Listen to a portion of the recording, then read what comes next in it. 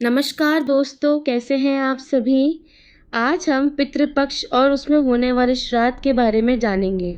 हम जानेंगे कि पितृपक्ष में क्या-क्या चीज़ें करनी चाहिए, किस तरह से श्राद्ध की विधि करनी चाहिए और हमारे पितृ हम पर किस तरह प्रसन्न होते हैं।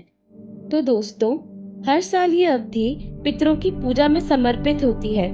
इस दौरान पूर्वजों की आत्मा की शांति के लिए पिंडदान किया जाता है।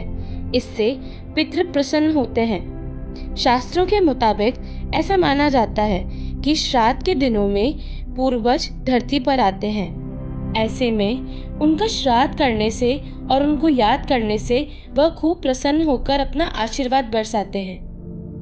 2024 में 17 सितंबर से लेकर 2 अक्टूबर तक पितृपक्ष रहेगा।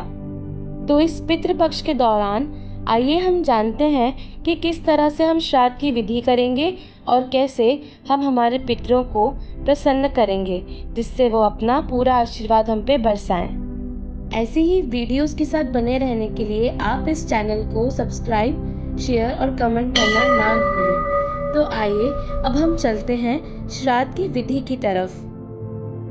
तो श्राद्ध पक्ष में सबसे पहला काम जो हमें करना चाहिए वो ये है कि आप सूर्योदय से पहले उठकर ही स्नान कर लें और साफ सुथरे वस्त्र पहन लें। एक सबसे ज़रूरी बात जिसका आपको ध्यान रखना है वो ये है कि आप हर पूजा में स्वच्छता का ध्यान सबसे पहले रखें। आप हर चीज़ में साफ सफाई का पूरा ध्यान रखें। जिस दिशा में भी आप पूजा करते हैं उस पूजा के आले को अच्छे से साफ करें। उसके बाद ही आप आगे की पूजा शुरू करें।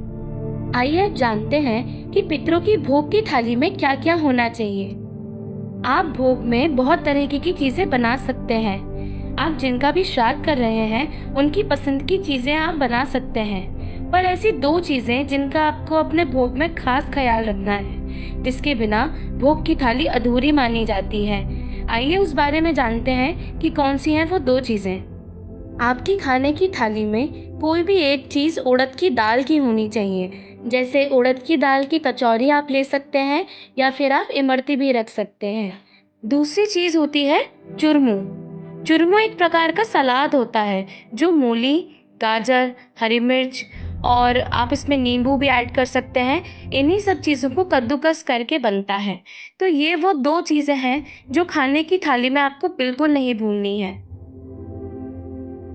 तो आइए अब चलते हैं पूजन विधि की तरफ। आज हम एक आसान पूजन विधि के बारे में जानेंगे जिससे आप घर पे भी अपने पितरों का श्राद्ध कर सकते हैं।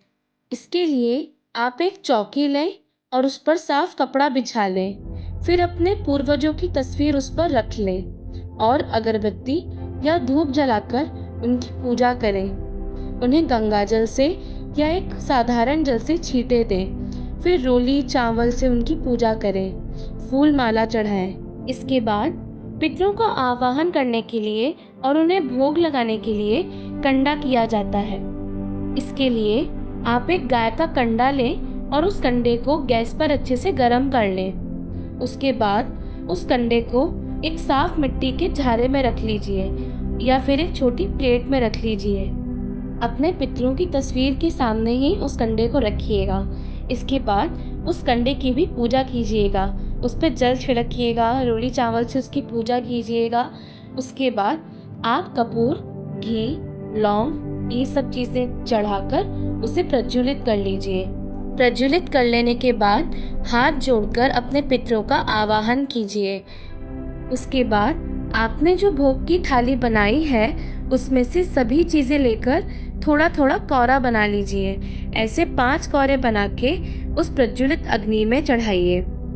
उसके बाद एक साफ पानी का ग्लास लीजिए जो कि आप थाली के पास ही रखिएगा और उसमें से 2 बार वहीं जल छोड़ दीजिए। कहते हैं कि प्रज्वलित अग्नि में भोग लगाने से ये खाना पितरों तक पहुंचता है और धुनी से पूरा घर महक उठता है। इससे पितरों की आत्मा को शांति मिलती है।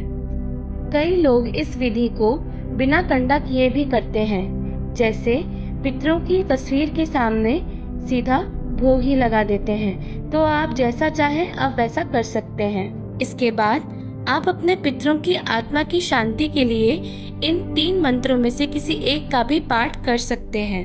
और पूजा में किसी तरह की भूल चूक की क्षमा भी मांग सकते हैं। पूजा की विधि संपन्न हो जाने के बाद आप वह थाली ब्राह्मण को भी खिला सकते हैं। अगर ब्राह्मण ना हो तो आप वह थाली गाय को खिला सकते हैं। इससे श्राद्ध की विधि पूरी होती है। एक चीज और है जो पितृपक्ष में जरूर करनी चाहिए। जब आप अपना खाना बनाते हैं तो उसमें आप 5 पूड़ी पहले ही अलग से निकाल दीजिए। वो पूड़ी 5 जनों को जाती है। एक कौवे को, एक गाय को, एक कुत्ते को, एक ब्राह्मण को और एक कन्या को। ये 5 तरह के हिस्से निकाले जाते हैं। पितृपक्ष में कौओं का विशेष महत्व माना गया है। इन्हें यमलोक का दूत कहते हैं। श्राद्धों में कौओं के लिए भोजन रखने का बहुत बड़ा महत्व माना गया है। इनके लिए ये पूरी मुंडेर पे रखी जाती है। इनका आना पितृपक्ष में शुभ माना जाता है।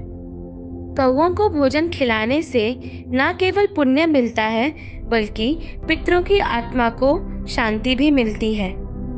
तो ये थी कुछ बातें जो पितरों को प्रसन्न करती हैं। ये थी कुछ चीजें जो श्राद्धों में बहुत काम आती हैं। आप सभी इन चीजों का खास ख्याल रखिएगा। मैं प्रार्थना करूंगी कि हम सभी के जितने भी पूर्वज हैं, हम सब पर अपना आशीर्वाद बनाए रखें। जय श्री कृष्ण।